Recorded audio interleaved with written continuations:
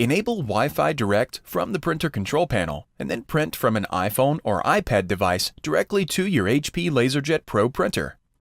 On the control panel, navigate to and open the Wi-Fi Direct status setting and then turn it on.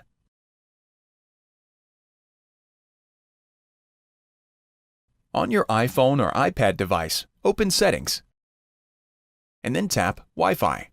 From the list of available networks, select your printer with Direct in the name. If prompted to enter a password, swipe down on the printer control panel and then touch the Wi-Fi Direct. Before heading ahead into the video, in case you are facing any issue with your HP printer device, get in touch with our HP printer expert. Icon. On your iPhone or iPad, enter the Wi-Fi Direct password and then tap Join. Return to the home screen and then open the document you want to print. Tap the share icon and then Print. Touch Printer. Select your printer and then touch Print.